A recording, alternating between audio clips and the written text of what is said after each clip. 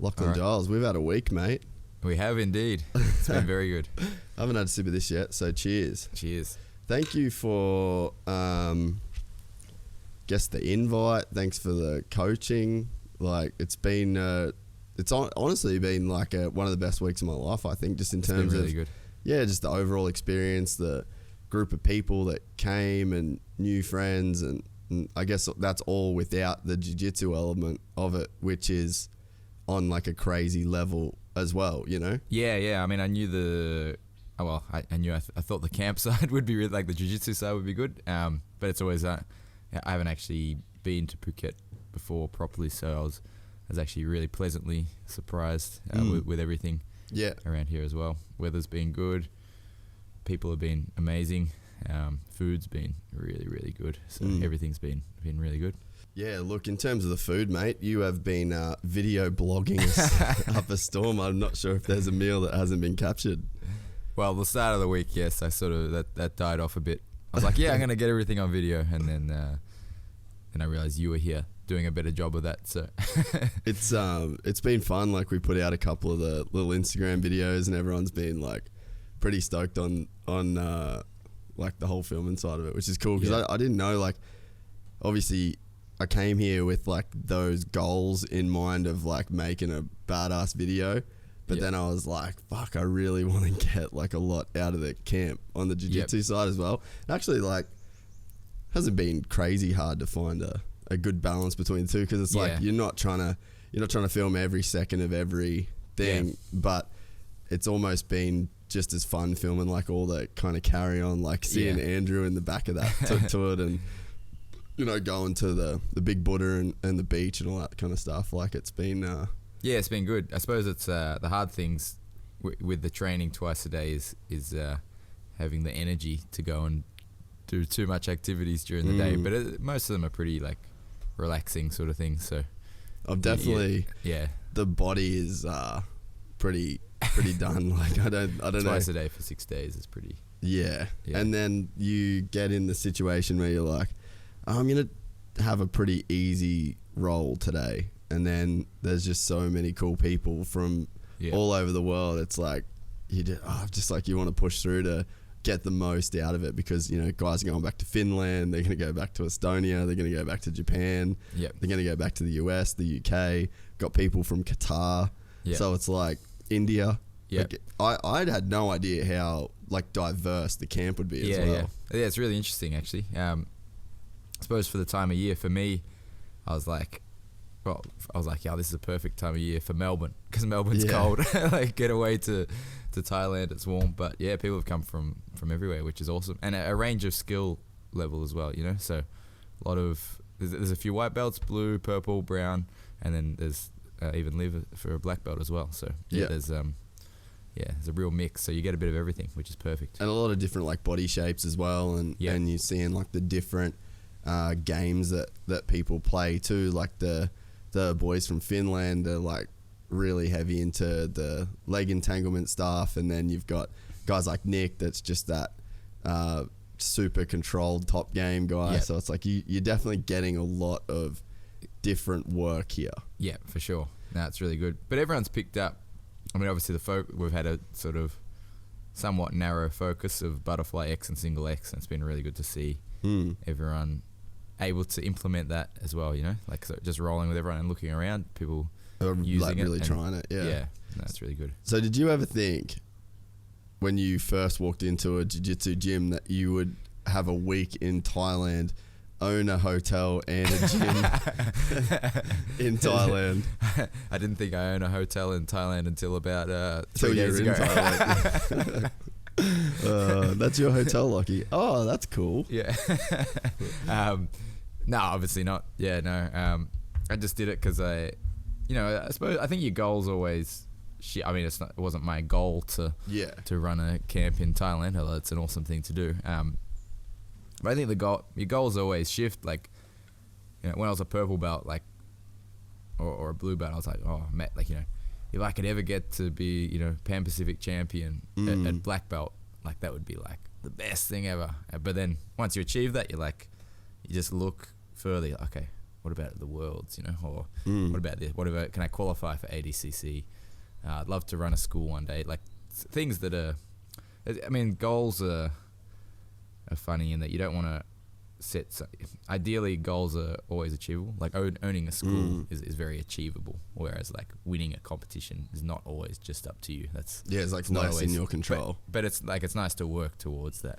But yeah, I think you just always keep changing the goalposts. If you achieve something, then you just move it along. We've spoken about this before on the podcast in like a business sense, where like I've always tried to tell people, especially when it comes to money, like when people make money a goal, and it's like you start to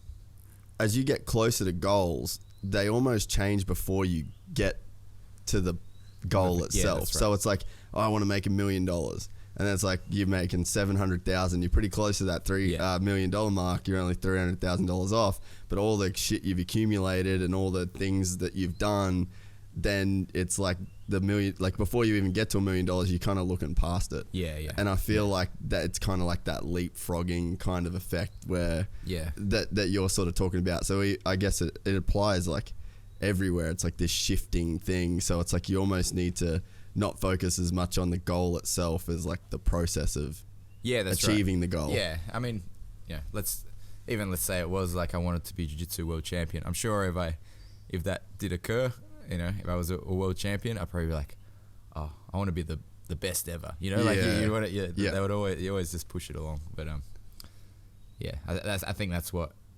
you see a lot of guys doing anyway. Like, you know, and I think that's why guys like Huff Mendes and so on are able to, and Cabrinha able to keep going, you know, for 10 years straight. Because once you won the world championships, it's like the amount of work and effort to go in and do that again. There must be something else that's got to drive that. Yeah. So we haven't spoken this week at all about how you got into jiu-jitsu. Like, what was your background before? Because like, I guess the thing is too is like for the people that listen to this podcast that aren't into jiu-jitsu, like you're like the Obi-Wan Kenobi of like. Oh, not really. I feel like you're on an Obi-Wan Kenobi level of jiu-jitsu to where it's like you're like the black belt dude, but now you're also like this incredible teacher. And the guys that you teach, and you know, like Craig Jones, he's probably the best example. Is like the young Luke Skywalker kind of deal, almost. You know what I mean? And it's like he's off kind of doing his thing, and you know, I think it takes like a special person to be like a great teacher and be able to, I guess, dedicate their time to teaching and developing new techniques, and then showing those to people the way that you do. So that's why I feel like there's a bit of a Obi-Wan Kenobi reference in there, because it's like you're still actively a Jedi, but you're also a teacher as well.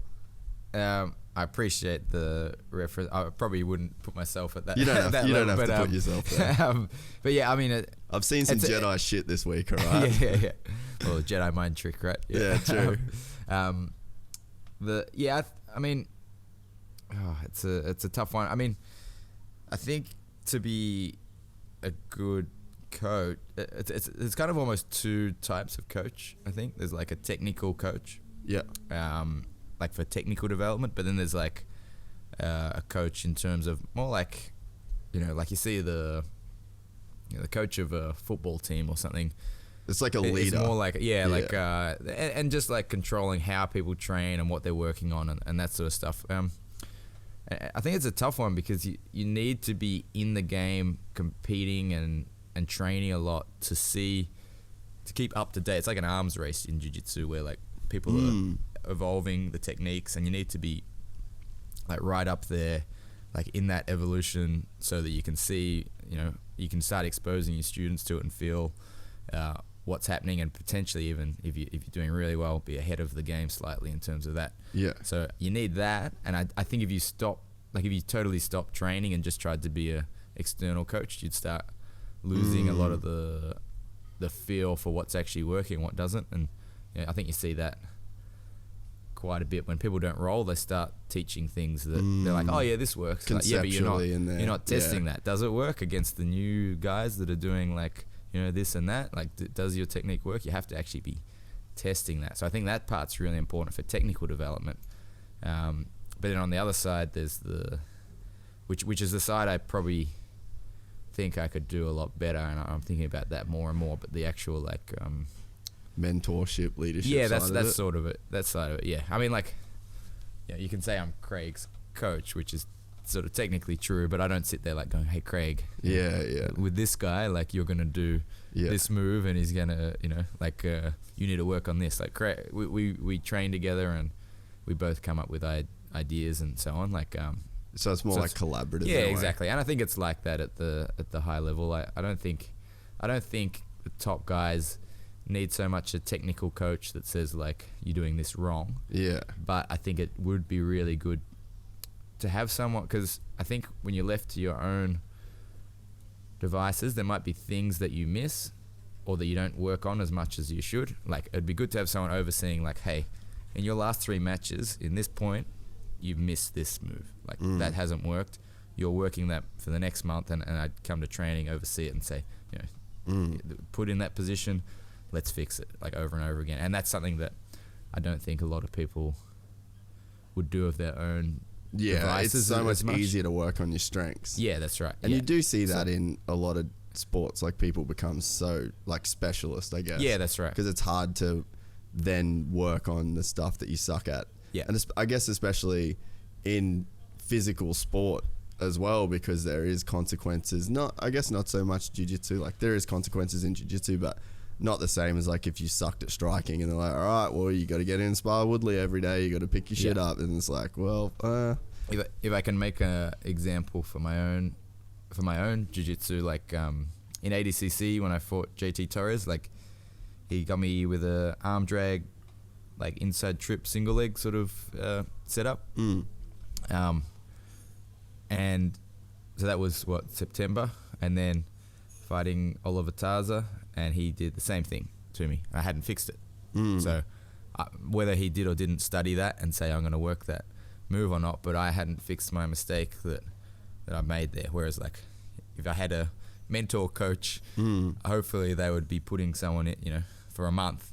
Like, one of my training partners is going to be constantly trying to hit that technique on me until that doesn't work anymore. So is it hard with the position? That's where I see the evolution in coaching for jiu-jitsu going. A bit more like having someone overseeing that side of it. Yeah, and is it hard for you because you are that overseer dude? Exactly. And then you've got your St Kilda Absolute MMA gym that you and Liv both coach at, and then and it's not just for elite. Yeah, that's what I was going to say. Like, even guys like Raul, Jase, like, all these guys that are at your gym and they look to you. Like, to you, it's really hard. And I think this sometimes with Fabio as well. Like, with my coaching, I'm, like, really looking to Fabio, like, as, like, he's my coach. But then it's like, well, he's like 50, 60 other people's coaches, and we're all looking at him like he's just our guy. You kind of have to be a little bit responsible for your own development in jiu-jitsu. And I think the people who are like that do develop a lot quicker. But I do think at the top level, like, having someone overseeing, I actually think that's where one of the reasons why, like, the Danaher death squad's done well. Like, just having someone like John Danaher's basically not rolling, he's just watching the guys, and he's probably writing down, like, hey, you missed that move 5 times, like, you're working on that tomorrow, that sort of thing, which to be honest we don't get at the moment at St Kilda, but I'm starting to think more and more that will be maybe what's required to take it to the next level. So I guess to circle back, where did this all start for you? Because I kind of question. That's a beautiful thing about podcasts, that you can kind of go off on a tangent. Well, I mean, I started doing. I watched a kung fu movie called Shaolin Temple with Jet Li. Yeah, I watched that. I was about 13 or 14. I was like, oh, this is a guy beating up like 15 people at once. I was like, hey, that looks pretty cool. I'd like to learn some kung fu. So I looked it up, and I found a gym that taught, I think it was like kung fu, kickboxing, and jiu-jitsu, like, all in one. It was mostly like a kung fu school, but the guy had done a little bit of jiu-jitsu training. So I started training there. I think probably after about a year, the coach there like showed me a VHS of UFC 1. Yeah, right. And I got to see Royce Gracie using jiu-jitsu to beat everyone. I still didn't believe it would beat a Jiu-jitsu kung doesn't fu, work. a monk, it wouldn't beat a monk, a Shaolin monk. But then I was like, so because we had a little bit of grappling in the sessions, like I started to like focus a little bit more Like you on gravitated towards it. Yeah, I was like, oh, okay, like it's interesting that because like before that we did some grappling, but I kind of was like, oh yeah, this is the part. Why would you do that? Yeah. And then I saw it was actually like quite effective in a martial arts setting, so I was like, okay. So I focused a bit more on that, and then I was like, oh, I should try an actual jiu-jitsu school. And then obviously when I went to a jiu-jitsu school, I noticed the level was considerably higher in the jiu-jitsu side of it, so I just eventually went 100% to the jiu-jitsu and stopped training. And so did you grow up in Melbourne? Yeah. Like, so you've always lived there? Yeah. That's crazy. Like, I don't know why, but well, I mean, I guess like, because you can tell when people are like well traveled. Yeah. And like you and Liv are two people where you can just sit down and talk to you and you're like, oh, they've done everything, they've been everywhere. Yeah. But you'd expect someone like you to have kind of like moved around and traveled, but it's like kind of cool that you've just always stayed in Melbourne. Yeah, I mean, I've still traveled a lot. Like you've traveled and trained. Yeah. Traveled and trained. Like we spent 6 months in Brazil in 2014, I think. Yeah. But yeah, I suppose like with all the competitions. Yeah, you guys are on the road so much. So basically any time I'm like, if I'm going to spend all that money going to LA, I might as well do something at the end of that. Yeah. It always seems to be LA, which you get sick of. Yes. I feel ya. So how long did it take you, I guess, to get like pretty serious, or were you like straight away kind of into it?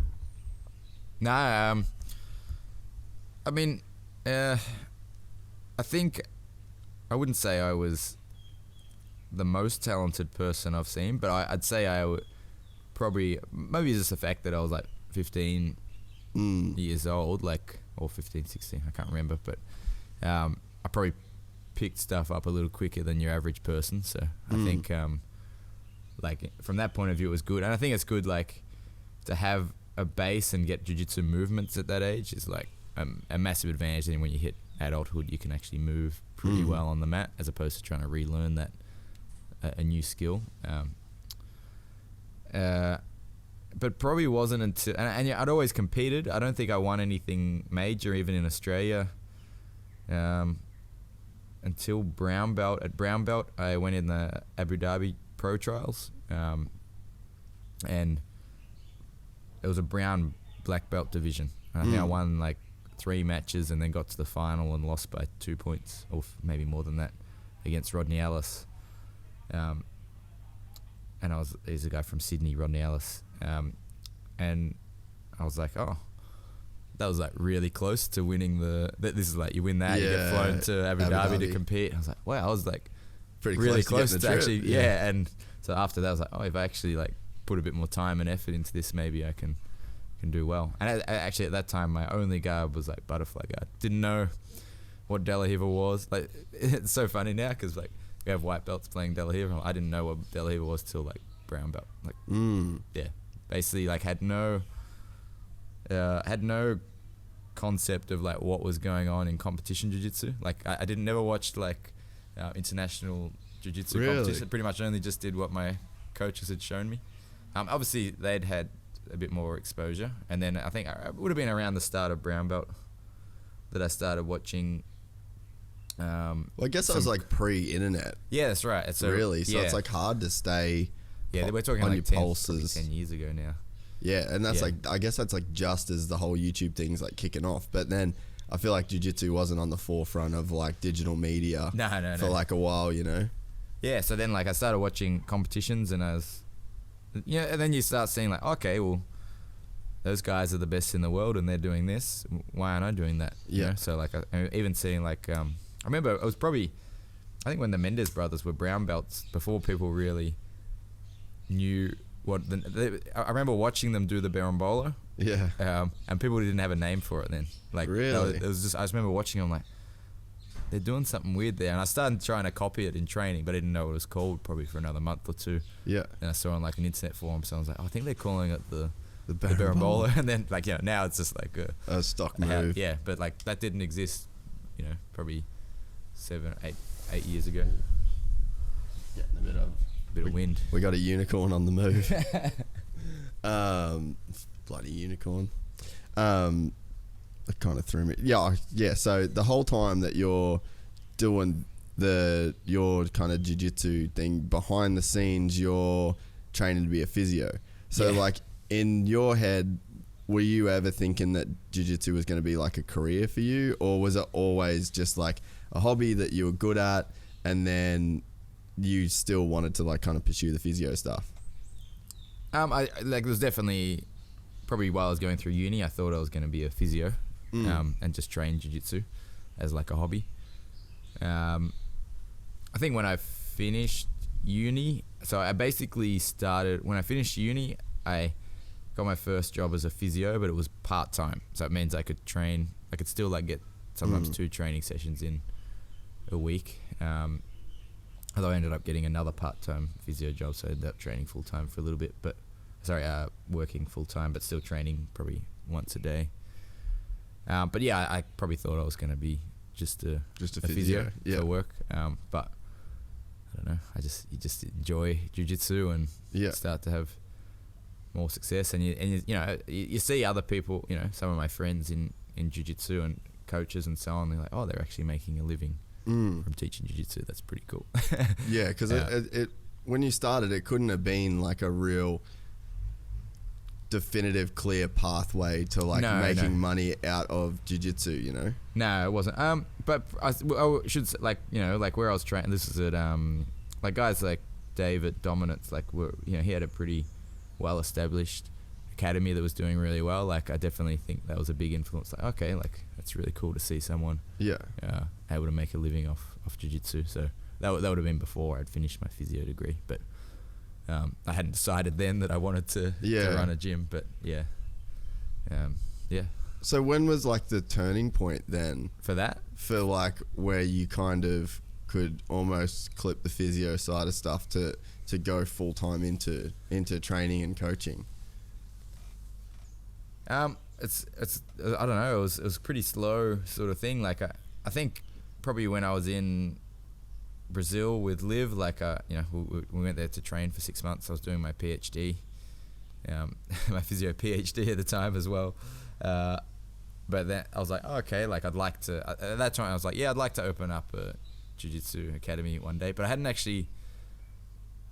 no idea it was going to be like a top competitor sort of gym. Yeah, like a place that like people came to really. Yeah. Yeah. Like I think I remember looking on the real estate, or what is it? Real commercial, and like looking for like suburbs that had no jiu-jitsu around them, So I was going to go like somewhere like far out, almost like, try to find a suburb where there's no one around, so that I wouldn't like be competing with everybody. Yeah, that's right. Yeah. So that was the plan, but then Infinity was open, and then basically they decided there's an Infinity Martial Arts that opened in Melbourne. And Kit was teaching there, but they decided to stop that, so they Absolute took over, and I got a chance to be involved in that. So that was in the middle of that was in South Yarra at the time, but which was awesome. But that was then bang close to the city, which obviously for a competitive school, you want to be in a location with a high population density where a lot of people can access, you just, plus it's close to the competitions. Yeah, that's right. Like it would be hard in an outer suburbs to get so many people to come, because for a lot of people that's going to be a far way to travel. Especially in a city like Melbourne too, with like traffic and. Yeah, that's right. Yeah. And at that gym there were already a few people that were doing reasonably well in competition when we started. So that's how you met Kit Dale? No, I knew Kit. Oh, so you knew that you went before that? Yeah. So it was a weird time, like, and it's probably like this in other states, but like in jiu-jitsu in Melbourne, it used to be like you kind of train at your gym and you don't cross train at all. But I think I when I was a brown belt, I think I was like, I want to compete at Worlds and do well. I think I organized at Absolute like a Sunday training session open to anyone from any gym. Like, let's just come together, train, and prepare for Worlds. And so I think it might have been through that I first rolled with Kit. Or maybe we'd messaged each other before that and had a roll. I think my first roll with him was at the Beans where he was training. Kit's he's so good. He's an individual. Yeah, I'm pretty keen to get him on here one day, actually. Yeah, no, he should. He's a funny guy. Because he's got a pretty unique story in because he got a black belt in 5 years. Yeah, maybe even less than that. That's crazy. Yeah. But like Simon was saying at breakfast, how what did he say? It was like 5 or 6 weeks that he went from like being able to smash him to like that was it. Yeah. He had a 5-week window where he could actually tap Kit Dale. It was less than that for me. I think I was a brown belt and Kit was a purple. And like in my first roll, I didn't beat him, but I was like, oh yeah, that was a good. Like it was pretty back and forth, and then like I rolled him a week later, and then he just beat the crap out of me. I was like, what did you change? Yeah, how does that work? What did you think that was? I think Kit, he's got a really good mindset for it. Like, he doesn't just...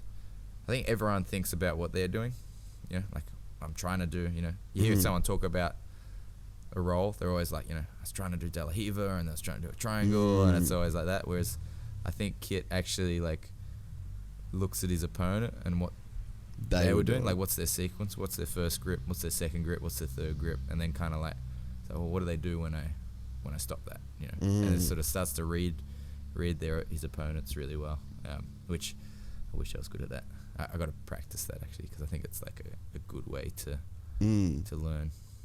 Yeah, that's interesting. Because I mean, I feel like I'm guilty of saying like, oh yeah, then I did this and then I did that and then I did this. But it's like, I guess it's such an action reaction sport. And then even like rolling with Stuart Cooper yesterday, Tom filmed it and I watched it back last night, and it was the same pass every time and the same, like everything that he did was the same. Yeah. And if I was able to there was one instance where, because I was trying to play like knee shield and then he was doing the weave pass, but there was one, I think he tapped me twice, and then there was one where I like really fought with him and I'd stop. I was going for the underhook and not letting him get that arm in. Yeah. And as soon as I did that, then he actually stepped back. Yeah. And then he stepped back in again and then shot really quickly, like quicker than I could kind of react to it. But it was like, it's just such pattern recognition. And if you keep, if you can adapt to that pattern as it's happening, then it's like, that's I guess the way you're going to have success. Yeah, for sure. Yeah, that's the... But like, man, you see guys that are, still blue belts after 5 years. Yep. So it's like to get to that level, But I guess he trained full time, right? I think a lot of that's coach dependent as well. Like it's hard to say. Like, who I don't like looking at how long someone, because you see sometimes you see an Atos guy or something who wins worlds and then they do worlds again at the same belt. It's like, at any other gym in the world, that guy would have been like 2 or 3 belt levels higher. Like if you're winning the world championships, you're not just like good enough to be the next belt. You could actually, in fact, if you win blue belt worlds, you're probably a brown belt. You could probably beat most black belts. Yeah. Okay. Really? Probably. Most your average black belt. Yeah, probably. Yeah, that's crazy. That's what I like. Winning blue belt worlds is like you're nowadays like you're a savage.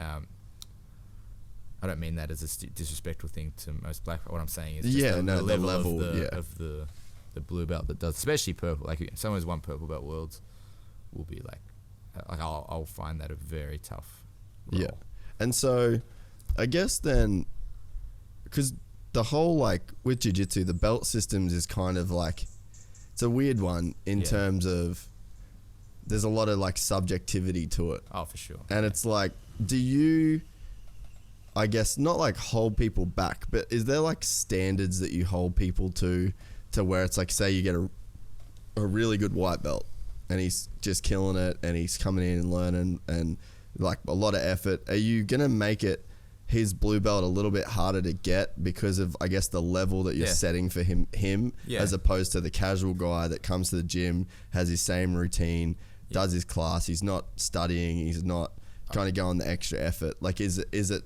apples to apples, or is it apples and oranges at that point? I generally, like, if someone likes to compete a lot, I would generally maybe make it a little tougher for them. Like, as in, like you know, they should be the best blue belt in the gym before they get their purple belt, sort of thing. Yeah.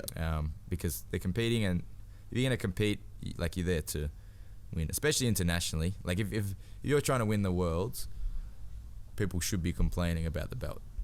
You know, people at your home gym should be like, when's this? You know, this is ridiculous. How's he not a not a purple belt yet? Because if you're not, then you're not going to win the worlds. Like, don't bother going to the worlds trying to win it unless people at home are complaining about you the being fact a that blue you're belt. still that's like, I mean, people call that sandbagging, but like, that's literally what, you know, that's by definition. Like, if you win the worlds, you're literally the best blue belt in the world. You probably should sandbag. Like, you've been on it either too long, or you're too good for the belt that you're on. Yeah, that's. And I guess that's why you see people, like, when they win, they get, like, right away they'll have like a purple belt around their neck on like the podium or whatever, because it's like, that's your now you're done. It's like you've achieved all that you can achieve. I mean, for me, it's like, I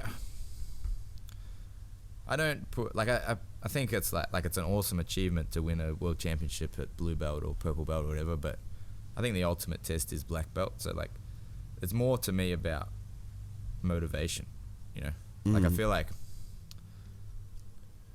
what you want is, like, to keep someone motivated up to black belt, and they want to be a competitive black belt. That's the end goal. So, like, for some people, for a lot of people, like, winning or getting a medal at the Worlds or winning the Worlds, they're like, cool, I'm an awesome competitor. I've done it at purple. Next year I'm going to do it at brown, or next 2 years I'm going to do it at brown, and then I'm going to be a black belt, and I'll be a competitive black belt. Like, they see the pathway pretty well. Whereas if you go if you promote it a little too early, or not too early, but maybe too early as a competitor, like, you go to Worlds, you lose first or second round at purple belt, and then you go to brown, you eventually get your brown belt. You kind of squashed round it or second round, you're like, am I actually a good competitor? Like, whereas if you had have spent one more year at the purple belt, you're like, oh, like, you know, I medaled at purple belt. You know, I'm getting up. It's a weird thing. But yeah, like, it's like the confidence game. Yeah, I think, like, in that way you see the progression.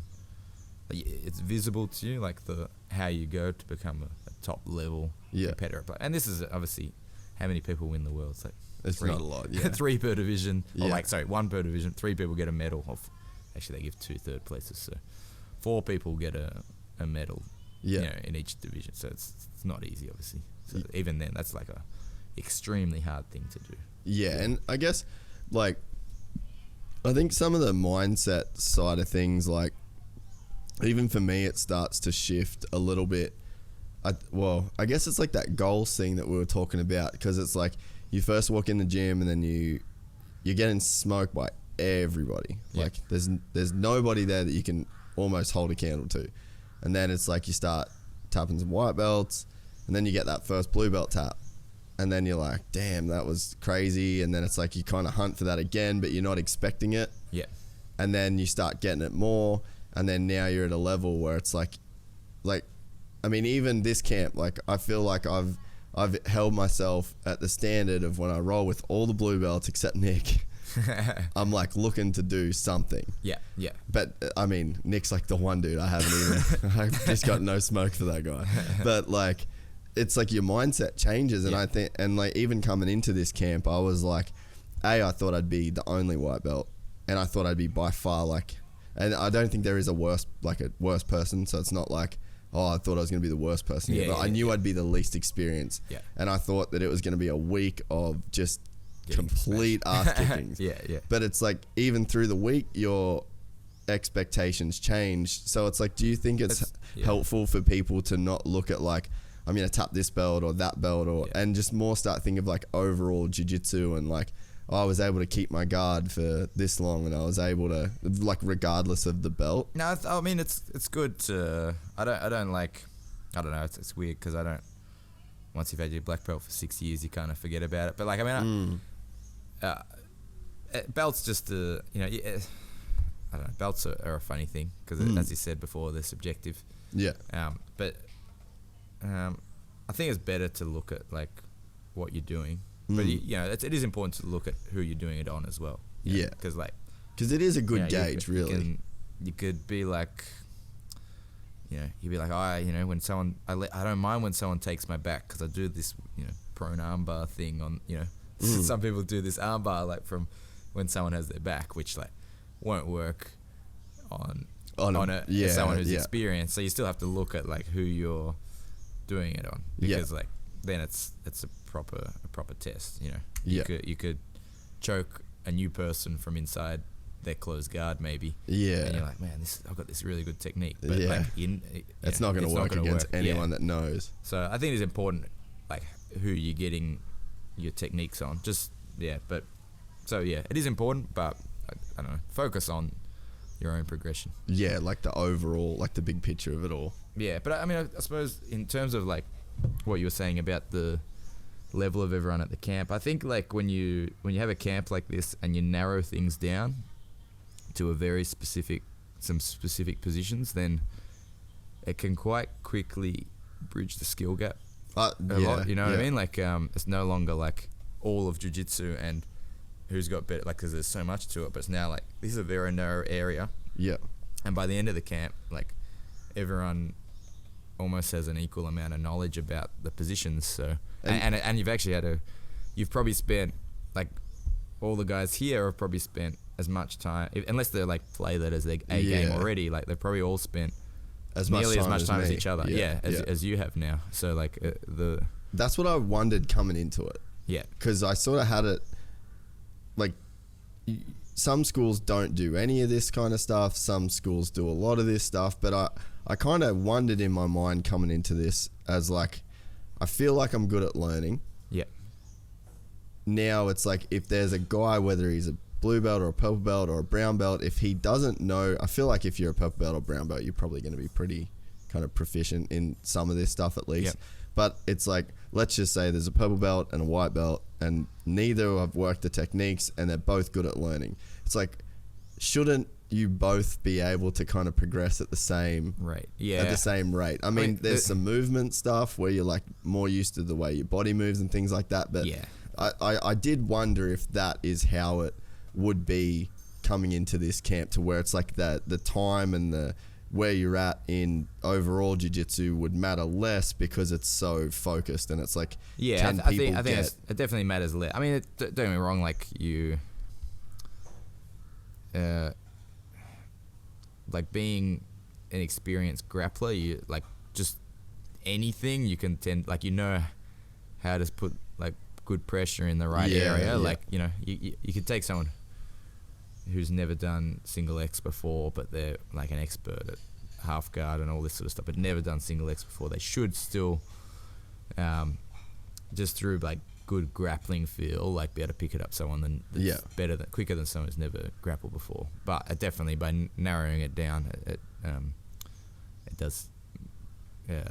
Your learning curve will be pretty similar between the two of them. So, and that was definitely like a curiosity of coming into this. And I think that for any white belt or like new blue belt that listens to this podcast and thinks that a camp is like out of their league, I think that it's like almost designed for you, like in a way, because it's like you can come in and you're going to be learning the same stuff. You're going to be with the same people. And it's like you're even starting to figure out people's games, which makes you more effective. So it's like, I really think that it's probably an underrated thing for like early jiu-jitsu people, but it's like if you're serious and really kind of want to get into it. And I think that maybe that's like a bit of a misconception about camps to where it's like, should we get a couple more beers?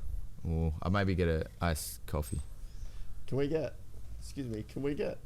one iced coffee and one more Singha? Coffee, normal coffee, okay? What do you want, iced coffee? Cappuccino or dark coffee or espresso? Is there any ice? No ice. We don't have the iced coffee. We are normal. Okay, I'll just get a cappuccino. Thank you. And then one more Singha. I like this service. I feel like we should have a bar at every podcast. Yeah.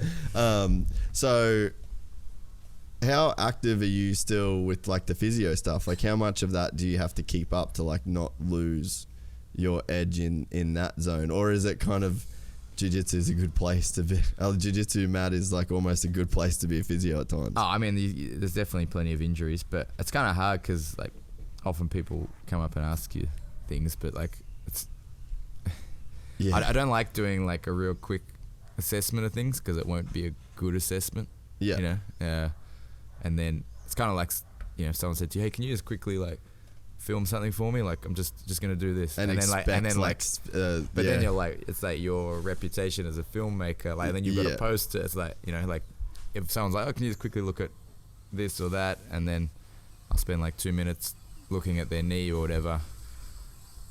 Like I might get my diagnosis wrong in that time, you know, because I haven't had the time to, and then they'll be like, oh, like Locky's a shitty physio, he didn't get my, you know, but it's not. I just need, like, you know, so it can be annoying like that.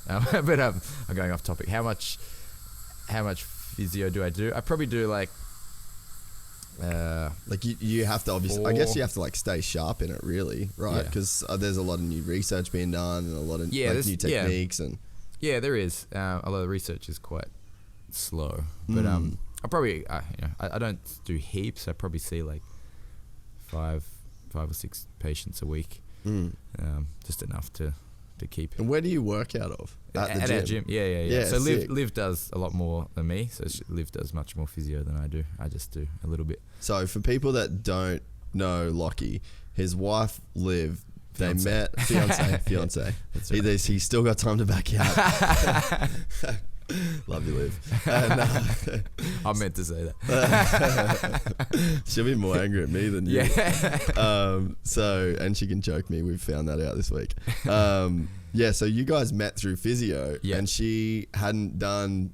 Was she done like? Before. She's a gymnast and a cyclist. She said the other night that she went to a jiu-jitsu class while she was in Brazil, so that she could tell you, "Oh yeah, I went and did jiu-jitsu."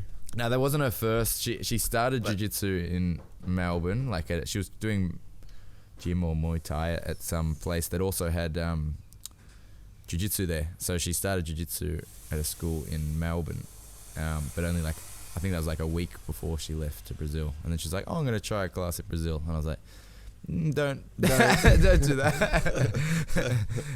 But she did. So yeah, she's pretty tough though. I can imagine her getting in there and making it happen. She likes to train hard. Like she came out of a gymnast from Poland, so the work ethic for training is obviously pretty full on.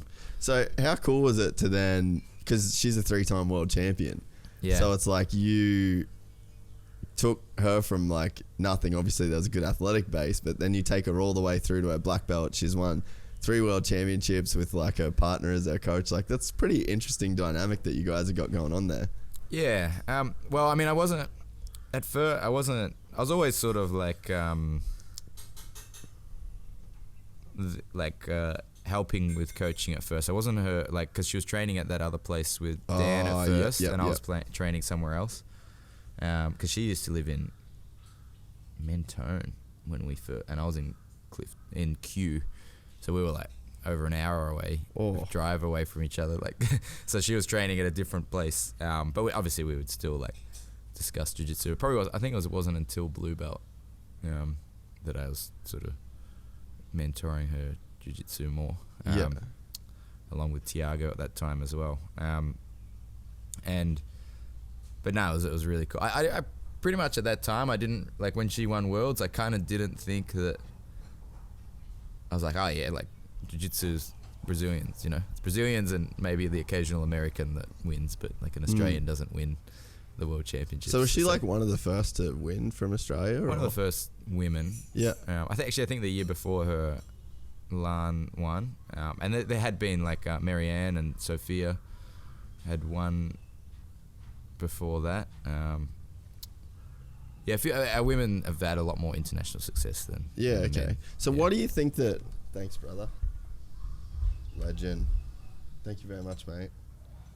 So for those just listening on iTunes and not watching the video, we're actually at a Phuket resort. We got the pool in the background and we're doing this podcast at the bar. Locky's just got a cappuccino. I've just got another Singha. And life could be worse. It could be. And then we've got our last training session in 3 hours. And I'm starting to definitely feel it. I'm definitely feeling like I'm ready to pack up. It's so hard to say no, man. To training. And especially when it comes time to roll, like because that's really where the physicality is. Like, I definitely, the specific training's been like physical in a way, but nowhere near, because you're already kind of in the position and you're not really fighting for it. But yeah, I mean, then you start rolling and you've got all this new information. You've got a lot of sweaty people with no gi to grab onto, and it's been some very fast pace, and I think everyone's keen to make the most of it, and it's just like we're all cooked. It's a hard one, because I think like obviously everyone loves to roll, and as I said to the guys, like it depends what you came here for. Like if you want to just get good at like this particular game, then if rolling today means you're going to miss the training session tomorrow, then maybe it's better. If your aim is to get better at single X and X, it might be better to just do the drills and the specific training and that sort of stuff. But obviously everyone likes to roll, and sometimes it's you're here to roll different people, and that can be really good too. And then it is nice as well in rolling to test it out, because it's a little different to specific training. For sure. It's definitely a totally different beast, and then you add in that they've already learned what you are trying to do, and it's like I mean, just as much of a but because that's a good thing as well. I mean, it could be just as easily a camp. You could call it a camp on passing butterfly X and single X, because to understand how to maintain and defend and control from there, you also have to understand how to beat it. So we cover that a lot as well, obviously. Like, this is how someone's going to try and get out of your single X, which at each of those things are legit attacks too. So it's this is like the first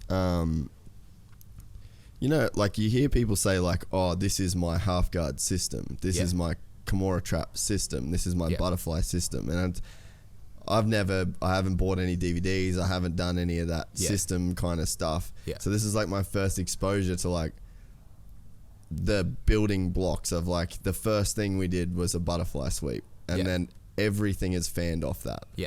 And that, to me, I think just that in itself has been cool. Like, I'm going to start to try and think about like, okay, so I'm going to spend a lot of time getting this system right before I move to getting something else. And it's like trying to have like, because it's like, okay, this is what happens if they come into you this way, this is what happens if they backstep, this is what happens if they slide their knee through here.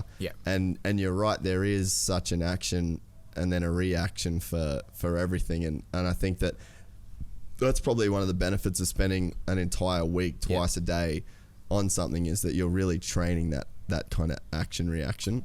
It's been really cool, because like I've learned a lot like running the camp myself, actually, just because like, I mean, I've taught butterfly and X and single X in class before, and a lot of these techniques I've taught individually, but it's a different thing to sit down and go, okay, how does this all fit together? I've got 1 week to make everyone understand the whole picture. So like at the end of the week, you should be able to go back to your gym and someone presents a problem, and you should know have the answer. Have the answer. Or at least, it might not be automatic yet, but like you should be able to go, oh, I was meant to do this, So, and you just can't do that in a regular weekly class, because as I was saying, like it's different people show up to each class, So I can't, there's a lot of assumed knowledge. Like I want to say, this is, how do we deal with when someone passes X guard in this way, but then like I look over and then there's five people in the class that haven't learnt what X guard is yet. And I'm like, I can't do that because they don't know they don't have the background on that.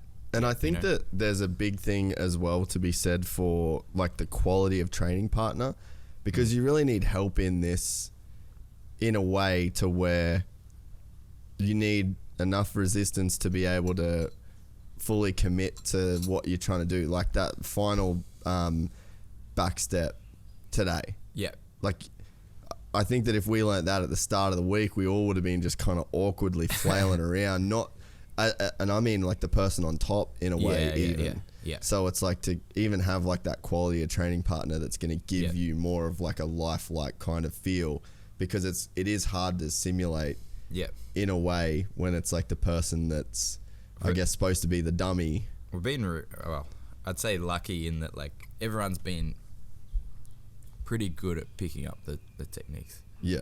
Often, for every class, there's often like one person that you have to kind of, spend an extra little bit, fair bit working with, but it's been pretty good for that overall, which has mean I can sort of brush through more stuff, which maybe that's not as good because people's brains get fried. But yeah, I mean, there's definitely a bit of, I feel like I've retained half of what we've learned in terms of like I can go and do that right now, and then there's stuff that I'd say there's maybe like 5 or 6 techniques that have like really worked to where like I've just been doing it in that live situation almost. Yeah.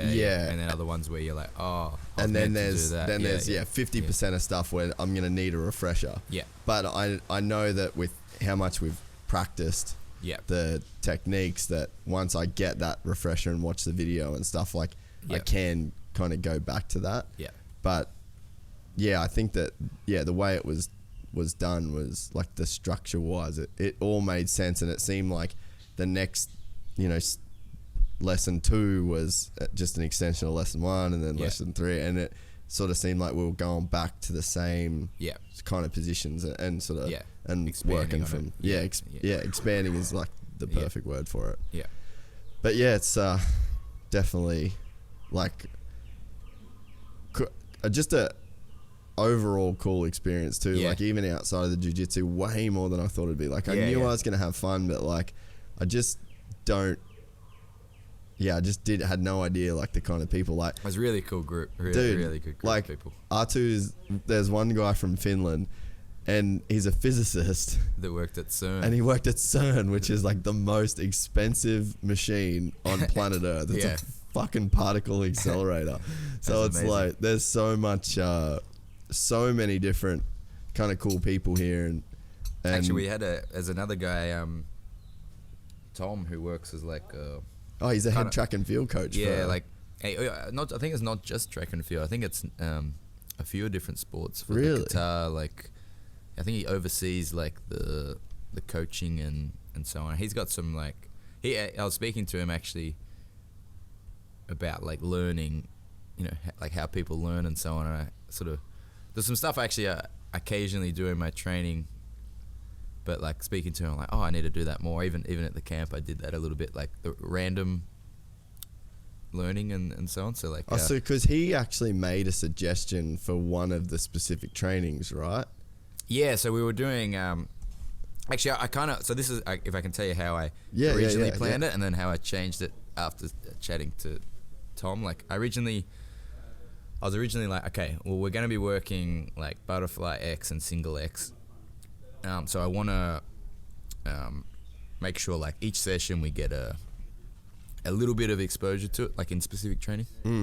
Because kind of I know that like I know from research, like if you learn something and then sleep overnight, you come back to it and you're actually better at it the next day. Like that, it's like your brain absorbs it. So instead of doing one class and just a specific training butterfly, and then the next day do a class and just specific training single X, and then another class and just specific train X, you will learn better if you do a little bit of each day.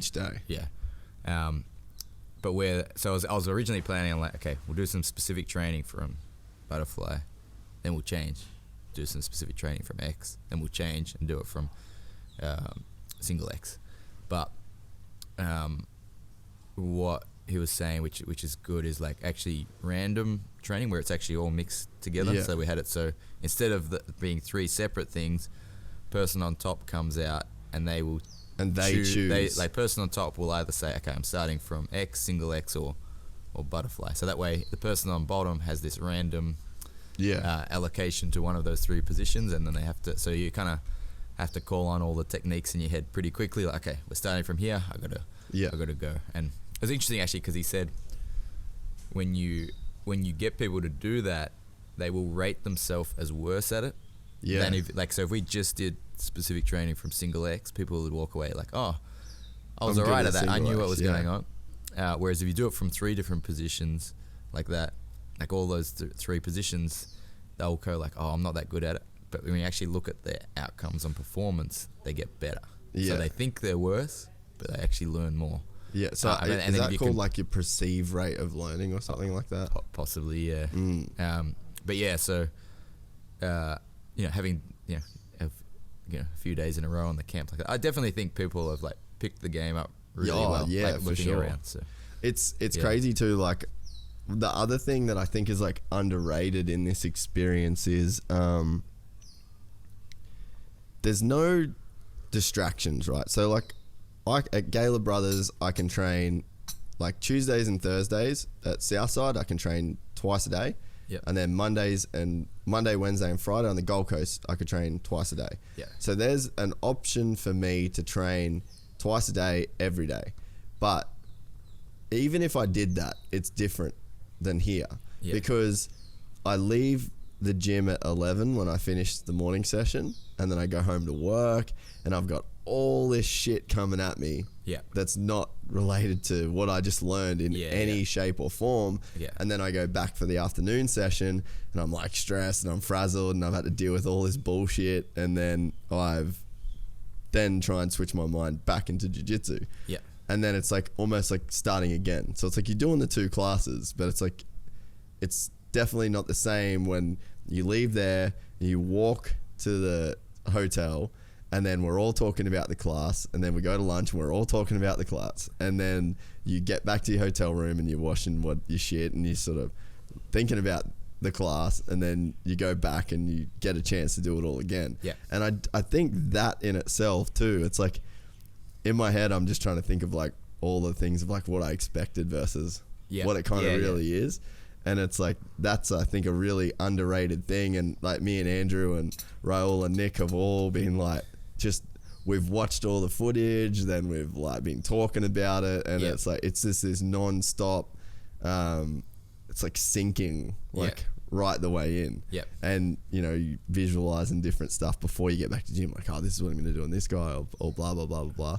So it's like, it's all those little things I think that really add up to like, to really make that learning kind of like sink in. Yep. I think the one thing with jiu-jitsu is that it attracts like a quite intelligent people, and like intelligent people are kind of become successful at it. Yep. And like obviously you're a doctor, like you got a PhD and Dr. Lachy. But it's like, do you think the mental side of it's like what's kept you engaged for so long? Because like you're a smart dude in terms of just general conversations, and you've got some broad interests and talked about like coding and like you got into coding and stuff like that. So it's like, I'm not very good at that, but you know what I'm saying? I definitely think the mental side's what keeps me interested.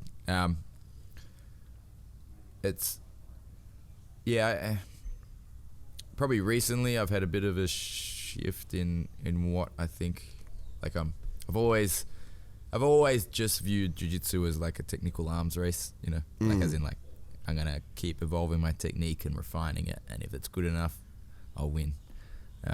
Whereas I think now at the top level, like not just now, but like more and more so, other things are important, like flexibility, strength, speed, timing, and mindset as well for competition. So I probably like actually, I think for me in my own competition, my big thing that I want to be working on is a lot of those other things. I feel like, you know, maybe in the next year, everything going really well, my technique improves. You know, I improved 10-15%, like as a technical jiu-jitsu player, like if everything goes really well. But that maybe from those other things, I could be like, you know, I could be an extra 50% better, or which is like if I'm massive more gains, flexible, more powerful. My timings, you know, my mindset and my timing, and if I work some other things that I think.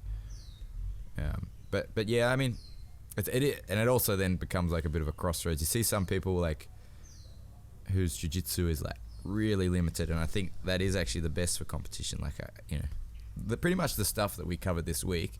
Like if you watch someone like Eddie Cummings, that's basically all he does, combined with some much more like some leg 10 lock. planet sort of stuff. No.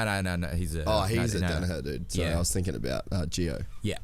But like his leg locks are amazing. But he just goes like either butterfly or like a single X shin to shin sort of entry into leg locks. And he's got some slightly different stuff to what we learnt as well. But like he just plays that. Yeah. And he doesn't even really come on top. Doesn't try to pass. I'm sure he does in training sometimes, but like you watch his matches and he basically says like, no, this is what I'm good at. We're just keeping jiu-jitsu in this small little ecosystem. Which works really well, but to me that's not as exciting. He's actually a really smart guy too, at least from what as far as I'm aware. But I think, you know, for him, his like brain is like, man, like how can I improve my leg lock? Like he's going in there with like, you know, he's looking a for samurai sword. Yeah, he's like, looking razor sharp at the things he already does, trying to like refine it. I've probably generally had a more general approach. Like I play a lot of different. Like this has been a butterfly X and single X camp. But I also like just as much of my game is like reverse de la Riva, sit up guard, half guard. Like I play that. I'd say to a pretty high level as well. So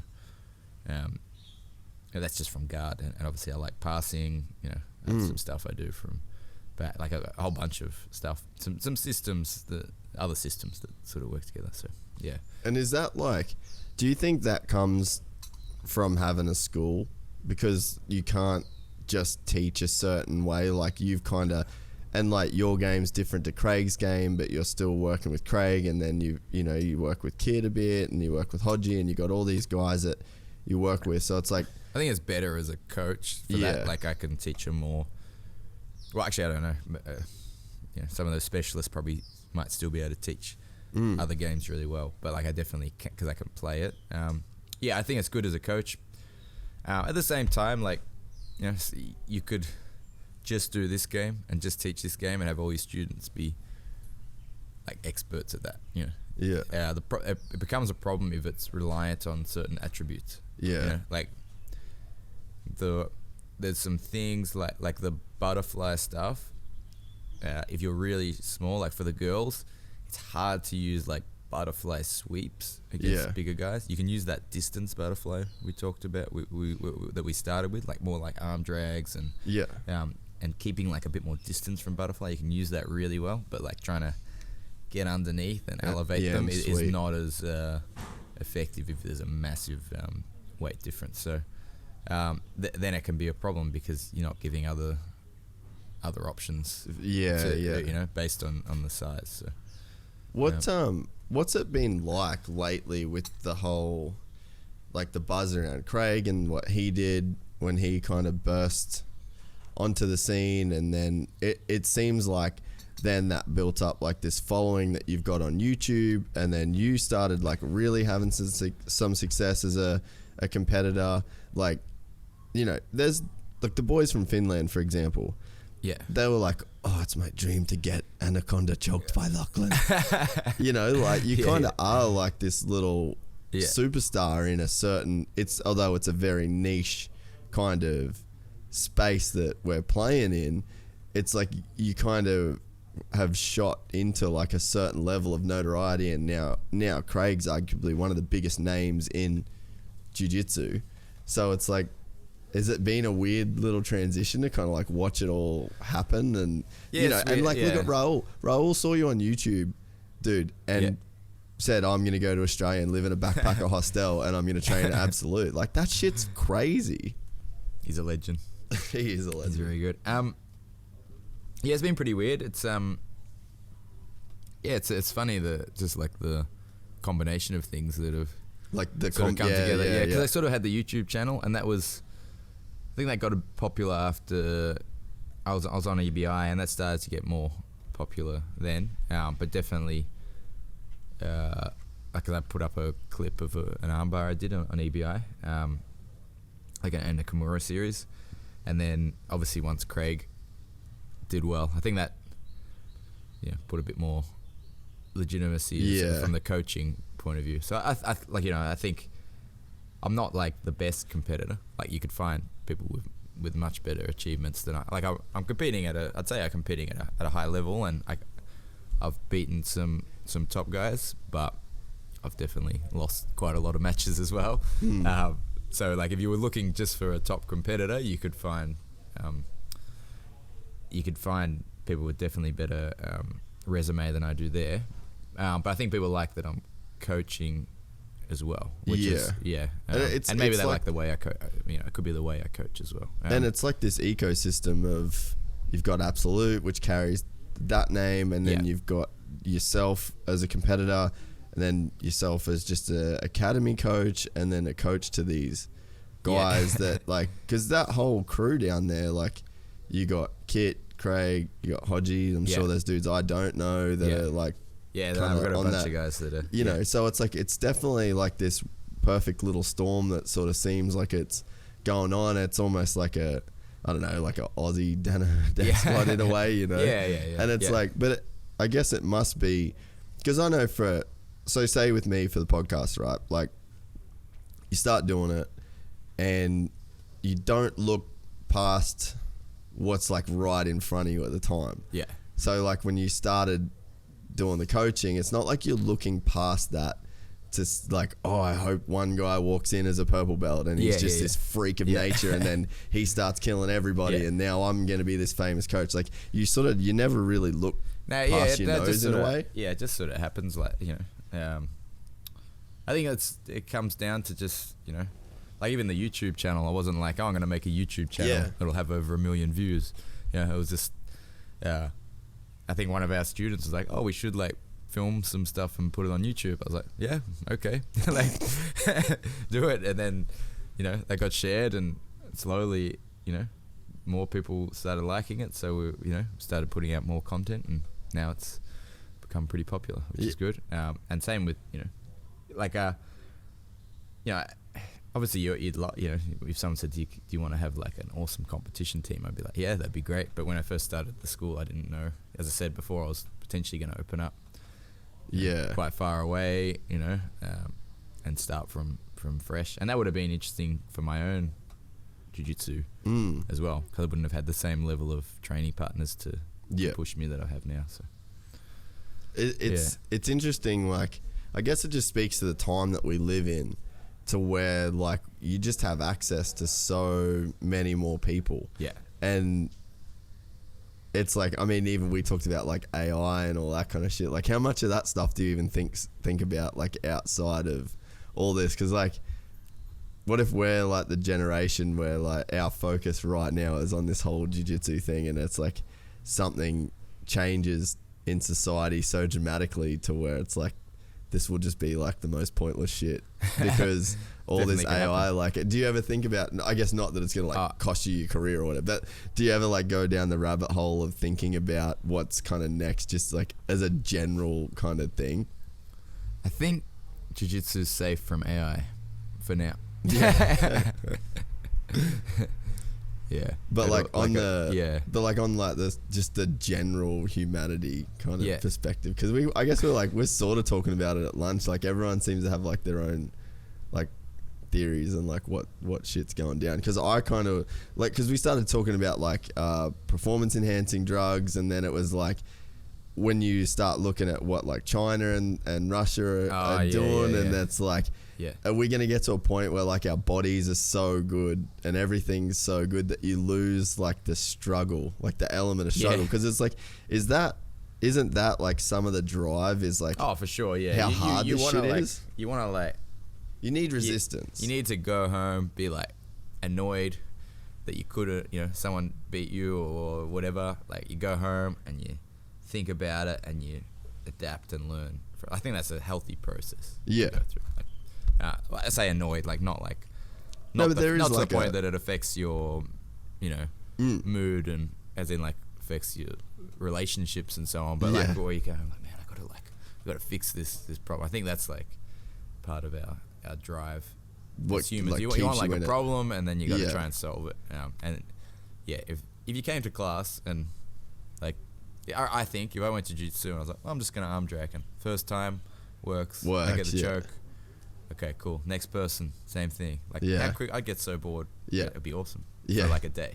But like, if that was actually what was happening, you'd get bored of it pretty quick. Yeah, it's like that. It's like you need that resistance, and I think that's what. I mean, so much sport or like any of these kind of pursuits that people like, that kind of like engulf people, and then they kind of create a lifestyle around an activity. It's because of like the resistance that it provides, because I think that's where meaning comes from. Yeah. In a way, is like that you're getting resistant. Well, like, because we spoke about the other day when I was like, so what's talent? Like what in jiu-jitsu? Like, because I think that basketball talent, it's very obvious. Like, you need to be super tall, you need to be super athletic, and then you need to be able to get the ball in the basket. Yeah. Like rugby, it's like you either tackle really well or you pass really, like it's, but I think with jiu-jitsu, it's like, and I guess it's pretty clear to see when a guy's good at like a purple belt level or blue belt level, but it's like when you get that white belt that walks in, it's like, how do you kind of identify talent in a way? And I was sort of thinking about that after we spoke, and it made me think about why I've gotten into this so much, because it's only been 5 months and I'm just like fully in. And I think that what's happened is I've done a lot of sports, I've played a lot of things, but I don't think I've ever got out the exact amount that I've put in. Jiu-jitsu is very good for that. And and I hadn't thought about it until we spoke. Because I felt like with motocross, like I put so much effort into that, but the gains were so incremental. Like it just feels like once you hit a ceiling, that's a mix of your mental, whatever's going on with the way that your brain processes the information of what you'd call like speed, like how fast you think you're going, and then the physicality of it, like genetically how good you are at being able to, maintain shit for 30 minutes. Like it feels like I hit my ceiling, and then I was putting in like 80%, 100% effort to get like 2% gain.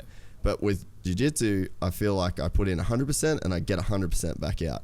And it's like, is that why I like it so much? I think so.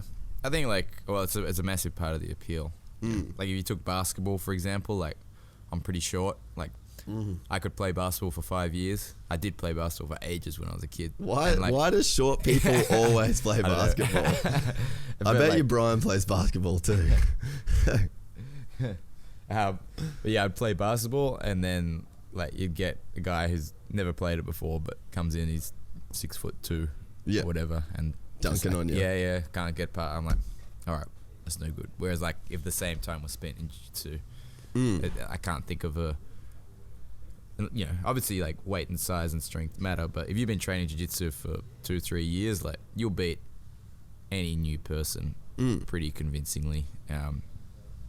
Obviously, give them 6 months, 12 months of training, and they're big and strong and so on. It does make it more difficult. But yeah, like, you look at the belt. The belt's a pretty good example of that. It's basically a measure of how long they've been, somewhat of a measure of how long they've been training. But you see a purple belt, you're like, okay, it's gonna be rough. It's gonna be hard to get. Like, you can't really grab a white belt and say, okay, I'm gonna teach you in 2 months how to beat a purple belt. It's just, it's not.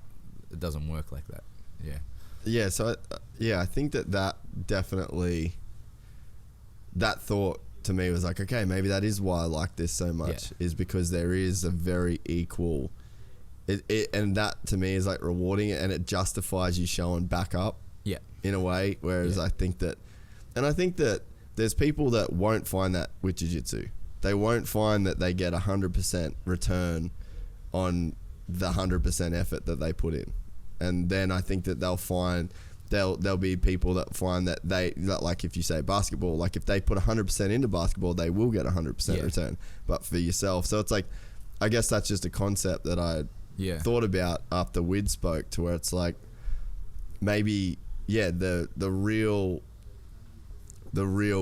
gold is found when you kind of find something where what you get out kind of matches what you put in, because it is skewed, even though it's, like no matter how much you want to be a basketball player, like that number could be skewed based on factors out of your control. Yeah. I mean, that still exists in jiu-jitsu, just not to the same degree. But yeah. I can't think of any sports that are as much like that as jiu-jitsu, but I don't play any other sports. Yeah, true. Did you play much other stuff growing up? Like, because I think the competitive jiu-jitsu is definitely not like a comfortable thing to where it's like, if you play one-on-one down the street with your mates, it's like, it's not the same thing. Or if like, I'm real good at handball, I'll probably be good at jiu-jitsu. Like, did you have a competition background, or it just become a thing that... I definitely played, like I played football, Australian rules football, basketball, tennis, cricket. So you were super athletic as a kid. I don't know if I was athletic, but I was involved in sports. I probably, what was I? I wasn't that good at cricket. I was alright at tennis. Yeah. Not like amazingly good, but okay. Australian rules football, I think I was... Yeah, I'm going to blame it on being too short. It's not for you. Yeah. Basketball. But then, like, so when you did start competing with jiu-jitsu, was it like instantly a thing that you were... Yeah. I think I don't know. I wouldn't say, like, as I said, I wouldn't say I was like... I've seen people who learn it a lot quicker than I do. Some people just watch and they can do it immediately. I was probably above average in terms of that, but not extremely exceptional. But I think like my mindset like was always pretty good in that, like it just that I believe, I was like, yeah, like if you do the technique right, it works. And I think a lot of people don't even get that. Often they start, they're like, I just want to win, It's like, well, it's like, to win, just do this really well. At least at first. Then there's a lot on top of that is required as well. But yeah. Well, I think like that was, I guess, like I've explained it to my friends before, as like, it doesn't matter the level. Like an armbar is an armbar. Like if I get you to position 10 of 10 in an armbar, position 10 of 10 in an armbar is you tapping. Yeah. Position 7, 8, 9 might be like super hard for me to get for like 6 years on you. Yeah. But if you follow those steps, there's at no point, unless you're like Gordon Ryan in that match with Craig, then it's like step 10 didn't work. But it's like that shit does work. So I think, like you said, to have that, like I think that whenever I've like, I got an armbar on this guy and it's like didn't work, I was like, okay, well I fucked up at step 7, as opposed to, I got to step 10 and it didn't work. Like it all works. It's the way that you get there. I think I think that's a really good way to think for you at the moment, because that's quite linear, as in like I think it's good to think linear at first, like as in like I just hit all these points and I get the armbar. At a certain point, it's like let's say the reality is more like, okay, I get to step 3 of the armbar and they do this. I won't get the armbar if they do that. I have to change my direction. Okay. It's not an armbar anymore. It's going somewhere else. So recognizing where, like, get really good at the linear thing first, because a lot of people are like, it's not working. Like, but you're not even doing step 3. All of it, like, you're not doing the step that is required to get the move. And then after you're doing all that right, you're like, it's not working, and you're like, because you're not meant to do that then. You're actually meant to. You've got when to that happens, you have to change to something else. So and I guess that's where like that system thinking that's right. comes in. Is then it's like kind of based on action reaction. Yeah. But it's like I guess it's more of like a fully locked in triangle with all the X's crossed and the the I's dotted is like it works. Yeah. And like I guess what you were saying before is like I don't think a lot of people even have trust in it. Yeah, that's right. A lot of times, like even Andrew yesterday was like, "Oh, I just gave up on guillotines because they didn't work." Yeah. And I was like, "They work, bro. It's just you got to get there." And we had a laugh about that, but it's like it is hard because there is an infinite number of variables, and even like, is it sweaty? Yeah. How sweaty is it? Yep. Do you have gi or no gi? Like, there's so many different kind of ways that it can happen. So we got to talk about the Craig Paul-Harris match. Yep. Did you tell him to do that? Are you trying to get rid of him? I can't remember if he even asked me. He might have said, "Should I take this match?" or not. I can't remember. I was like, "Yeah, why not?" He's a scary looking dude. He's looking pretty big. He is looking jacked. He's looking big. I think Craig will do well. Do you think so? Yeah, I think he'll do really well. He's got some if he fights how he can. Yeah. It's always hard to know what Craig's going to show up on the day, but Craig at his A game. His A game will. So I guess like if you talk about a dude like that, like so he came to you as a purple belt. Yeah. Could you see then like this dude's a freak? Like was he a purple belt like giving a lot of black belts a lot of problems or? Yep. Well, I was a black belt and he's giving me problems, so. Really? So from like day one, you walked into the gym. Yeah, but he was similar weight to me. So when he first came in, I definitely had the edge on him.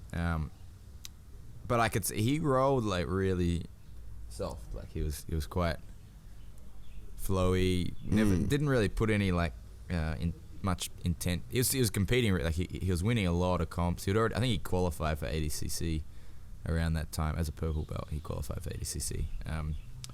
So he was winning a lot of comps, mostly with his triangle. It was funny. Was he was using Z guard triangle, and at that time I was like, yeah, Z guard's not that good. But it's funny. Like Craig's been really good because there's like a lot of things that you learn, or like often you get like an impression on something. Like, yeah, I don't like that move. Like I don't think it's going to work at high level, and then like. And then you get someone like Craig who makes you reassess that, and you're like, okay, well, it does work because you're doing it, and it's on me. Yeah.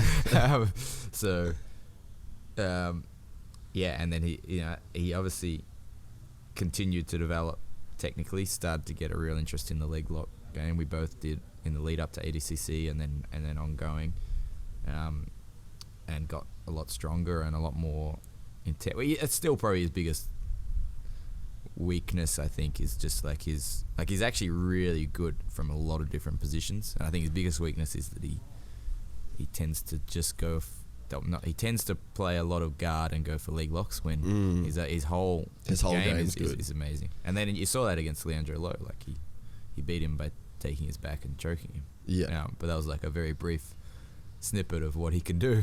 But then most of his matches are like guard and leg lock oriented. Yeah, well, he's trying to sell more DVDs. Yeah, there's a crazy video that I actually ripped it off YouTube and put it on my phone so I can like watch it like before I train and shit. There's like I feel like he's in Russia just because like the title of the video is in like Russian or something like that, and it's like Craig Jones sparring, and there's like 7 minutes of him rolling in this gym against like I feel like there's definitely some black belts in there. Like there might have been some like purple belts and brown belts in there as well. But he didn't do one leg lock. And it was really cool. Like it's a cool thing for me to study because it was like there's this whole kind of game in there. But it is him sort of playing from that guard, which is I guess what I like doing just because I'm not that good at passing people and shit yet. But it's like he does have such a crazy well-rounded game, but then I guess it's just that whole specialist thing. Like in the EBI when he ended up losing to Gordon, it's like I think he had like 2 minutes of mat time before he got to the final, and everyone's just like, what the fuck is going on? But I guess he was on fire there. I guess that speaks to that whole like that Eddie Cummings approach of like just having that kind of razor. Yeah, I mean that's I don't think Craig is a special. I think he's really well rounded. Just he's in competition. Well, I guess it's like path of least resistance, I mean, that's right? yeah, that's where he feels the most comfortable. But yeah, be interesting to see. I think in the next 2 years, Gordon's done it. Gordon, everyone thought he was a leg lock guy, and then went to ADCC and he was passing, mounting, and then it's like, man, how do you when he's a leg lock guy, when he's just a leg lock guy, he's dangerous, but you can see it coming, you can defend, but when you're like, well, do I give him my legs or do I give him the pass? That's when I think it's that's the best. Yeah, well, I think that you haven't watched the Nicky Ryan's latest one yet, have you? Nah, because I was competing just. Oh, you fought the same, yeah. I forgot about that. Well, like with him, it looked like what was his name? The English MMA dude, Dan someone Phil Harris. Yeah, I think you're right there. Yeah, it's like you could tell he was so worried about the leg entry stuff that he just jumped straight into his guard. Yeah, and then here comes this like crazy armbar triangle sort of setup, and then he gets tapped while he was in his guard. So I think that. I guess it's just like this evolution now where it was like you were saying, it's like that arms race to where it's like you are so worried about these leg locks and then everyone's like getting better at defending them, or they're just trying to completely stay away from them. But now they're open to... Yeah, it's interesting. Like more, it's like that pendulum kind of effect. Craig's been doing this on me and I'm trying to work my own versions of it, but I'm trying to now... like my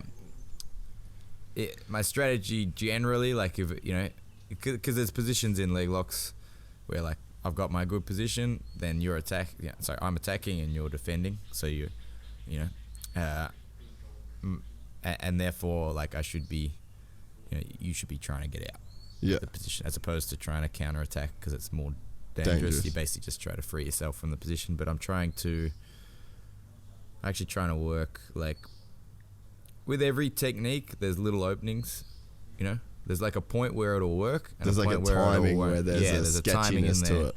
And I'm trying to work a lot of like back takes off the leg locks. Like so when someone goes for their position, I can counter it. Because the best moves, well, not the best moves, but it's really nice if you have someone thinking they're doing the right thing, but they're actually falling into your trap. So I'm working on that with... I'm still working some different angles. Some things from there I'm feeling really confident with. Some I need to like work more. But I think they're the best. When you have someone doing all the work for you, thinking they're doing the right technique, that's good. But then that's the evolution. Then if there is, if it does turn out that the back take is a better thing than the leg lock, like as in more high percentage than the leg lock, then the leg lockers then have to change their approach. But that's the arms race. Yeah. And how much time are you spending not thinking about jiu-jitsu these days? No, I don't think about it all the time. Because it'd be hard to have that balance, right? Because you've got so many roles, man. Yeah, I used to. I think I used to like. That's all right.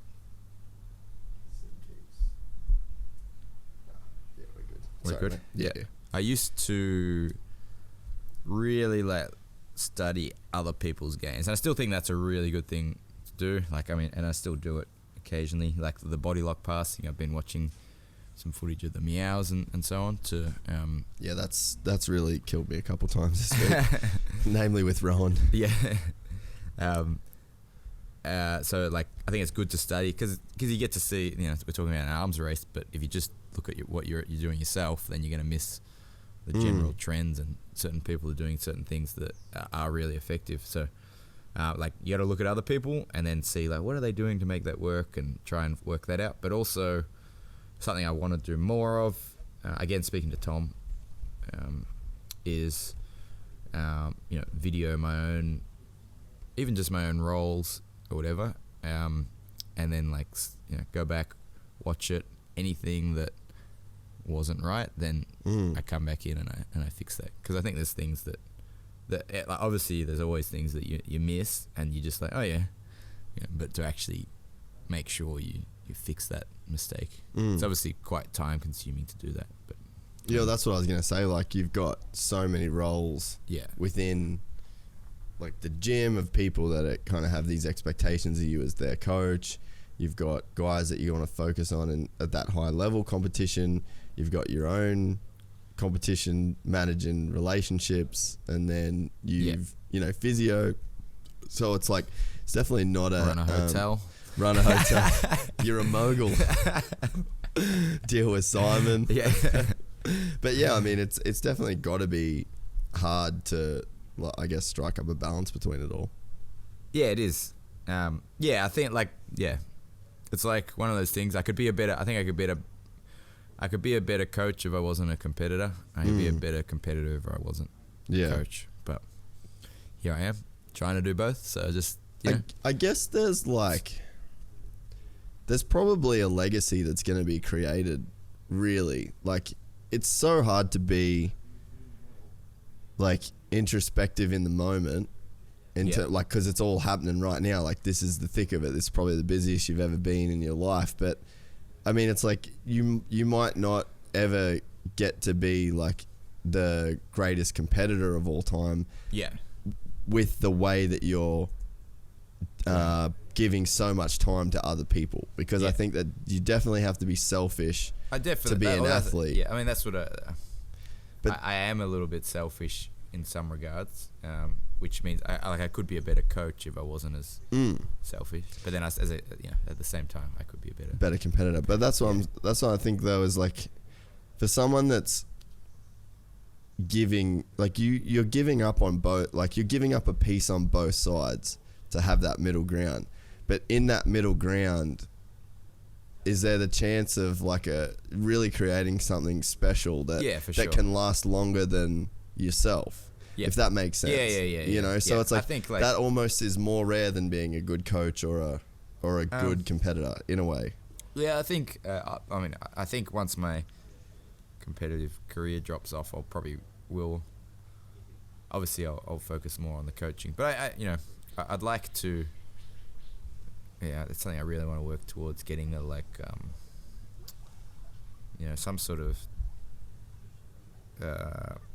high level team, sort of competitor team thing, and allocating as much of my resources we can to that team and their development, which would be like taking on more of a coaching role, like as in like videoing our classes, like for that group, and actually like each class, it's like, okay, because like that's like this mainstay. Guy come in, let's have a look. Your last roll, this happened. We're fixing that today. Yeah. You grab, you're working together.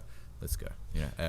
So that sort of stuff would be good. Because that's like, if you look at the NFL, like, that's the NFL. Yeah, that's right. Yeah. There's I mean, jiu-jitsu should, like, that's. Yeah. I think that it's starting to move in that direction, right? I think that's. You look at like, I think you look at a lot of sports, and like, I don't know, what's Australia good at? Swimming. Yeah. For example. But like, we've got such a small population, but we're dominating swimming, the world. And that's probably just like the fact that people are actually really sitting down and managing athletes, saying, what do you need to do to be the best swimmer? Whereas, and then now we're not, or at least we're dropping off, because other countries sort of realized, you just have to do. You just have to do it this way, and you'll. Yeah. And I think the same will happen with jiu-jitsu. Right now, I think one of the few teams that's doing that is the Danaher. Do you even like calling them the Danaher Death Squad, or does it feel corny? I don't know. That's what they're. But that's just in no-gi, but I've, like that said, like, as a team, like, you got to look at teams like Alliance and so on. And I've trained there, so Alliance is like. Oh, well, actually, they usually win the World Championship team trophy. Event. Yeah. But they're like got a lot of gyms spread out everywhere. But I've trained at their headquarters, and it's a little bit more like just like, there's so many good guys on the mat that the best guy will come out and be the best guy. But there's not so much like, like the guys. They're not like taking the top 10 athletes people, and saying like, okay, what can we do to it's a little more individual. But I think it's going to move towards that like mentoring sort of overseeing their training more, I think. But, yeah. Well, it makes sense because I guess it's just the time that you live in. Like everyone can film, their roles. Like and even though jiu-jitsu is like a small sport, like you can see it growing. You can see that there's becoming like more of an industry around it. And I just think that society in general is moving more towards a place of like, because we don't need mainstream media anymore. Like you don't need to be told what to like. You can like your own thing and then find people all over the world that like that same thing, for sure. As opposed to like, oh well, the AFL's on this weekend, Geelong's playing Collingwood, like that's that's your option. So I think that, with that, it's like you're just gonna start seeing the level and like the growth of everything just really start to, because it's like the NFL, like if you use that example, like that's the biggest sport, there's the most money in it, it's all revenue. Like the more money that you have, the more you're able to like put into like R&D, really. Like that's what you would be trying to do with like a competition team, is like R&D, like rolling and development, I guess. So it's like the reason that those sports got to be so good is because they were the mainstream, they were making the most money, and then you get money to put into R&D. And I feel like jiu-jitsu's just now getting to that level where there's like enough money for R&D to happen. Dudes are able to, make enough money to do it full time. Then you've got the internet, then you've got all these seminars and stuff like that. So it seems like that's the progression of it all. It's interesting, like, obviously when I started, like, the idea of winning money in jiu-jitsu was just like... Was it that crazy to you? And then like... I remember like I was talking about the Abu Dhabi trials, like I thought that was the best thing ever. Like you could win, they pay for your flights to like compete at the Abu Dhabi World Pro. Like I still think it's pretty cool actually, like because they wouldn't make money off the amount of people they spend to fly. Like they wouldn't be making a profit from that. But I suppose they're looking long term. They got they're investing in it now to build the name, the Abu Dhabi World Pro, and then what do you think it'd take? Because I think like jiu-jitsu's a tough one in that you see two dudes with their fucking legs tangled together, and they're both like fighting to grab each other's feet. It doesn't look as gnarly as it is in terms of like the consequences of a really crazy heel hook are like as bad as like probably worse or on par with like any injury in like a contact sport. But it just doesn't come across. So it's like, do you think that also like we also need to figure out a way to like show the sport for what it is, but so that people can look at it for fresh eyes? Because like you think about the UFC, like why is the UFC so popular? Well, it's just easy. Two dudes walk in, one dude wins. They fight in a cage, they can't run anywhere. They can knee, they can kick, they can... The only things, it's like there's like three things you can't do, and it's like do everything else. So it's easier for people to follow along. So it's like I could see, like, because jiu-jitsu is cool as fuck in terms of what's actually going on. But it's like, how can we get that message across to people? Is there a way? I don't know if you can. I just don't think you can. But you didn't think you could win prize money either. I don't know. Like I just don't think you could. I just don't think it's a spectator sport. Like. For someone who doesn't know. I think like you look at it, you're like, okay, but a bunch of people rolling around. Because the beauty of it's like the complexity and the details. The details. And if you don't know what that is, I think as it grows as a sport, you'll see it continue to be more popular. It's possible, like it's already happening in Abu Dhabi, for example. Like in school, they learn jiu-jitsu. Really? Yeah. Every kid. No shit. Yeah. Did not know that. There you go. So how long has that been going on? A while. Really? Yeah. They'll have a pretty So all those kids are straight killers. But it's pretty funny actually listening to some of the people that coach there, because they're saying like a lot of 90% of the kids don't want to do it. Like they treat it like like doing like volleyball or something. I hate volleyball. But at least then like maybe if that was happening, like where if everyone in school was doing jiu-jitsu, then like you'd get like a bit more like superstars that are well known to the general public, because you could then watch it and be like, oh, I don't like doing jiu-jitsu, but I can appreciate that technique that they're doing. You know? I think there's definitely more closet jiu-jitsu fans, or not like closet jiu-jitsu, but people that don't do it but enjoy watching it now more than ever, like because of the UFC. I've heard of a few people that said they watch EBI but don't train, and I was like, yeah, I honestly think it's sort of starting to happen, but I guess it just comes down to the fact like it's so accessible as a fan through the internet. Like the guys at Flow do an amazing job. Like EBI obviously is, or like a bunch of them are on Fight Pass, which that's been like the best thing I did, I think, for my jiu-jitsu, is get Fight Pass and start like watching actual like real fights. Like even though that's really good for it. Yeah, even though the level's so different. Is Stewie here or? No, I'm just gonna check because he said 2:30. It's now 3, isn't it? Oh shit. Sorry, fans, listen on iTunes. Sorry. We got shit going on. We're busy up in Thailand. I'm do a private at 4. So yeah, that's cool. We can wrap it up soon. What were we saying? Help me out here, Lachy. Help me out. We were saying trying to get people. I was saying I just bought Fight Pass. And how good that is for. That's. I mean, studying footage is really good.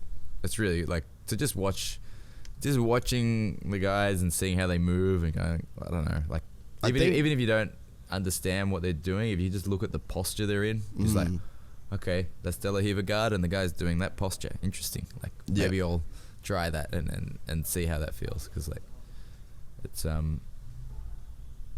you can learn a lot from watching footage. I think too that, so like I had that like Kimura grip from half guard / Z guard, and then if I couldn't get the Kimura from there, then I was like, that was a roadblock, and then I'd let go and I'd go back and then I'd start it again. And then Nick showed me some other options, and then it's like, oh, that roadblock's gone now. Yeah. So I think that a big part of like learning jiu-jitsu as well is like not just learning techniques, but like learning possibilities, if that makes sense. Like, sorry, what did you say? Here by the pool.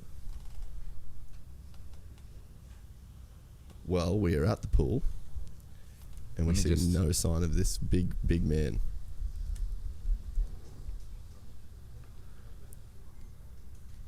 Did I hear I don't know. Let me just check where. Yeah, that's all good. I can edit this bit out. Make sure he was coming. Yeah, he said he was coming to the. Sorry. Nah, that's all good. I can edit this bit. No, this is me at my finest. Yeah. What's is he like? So he said he's an alphabeto. I think so. He said he was coming. Stuart.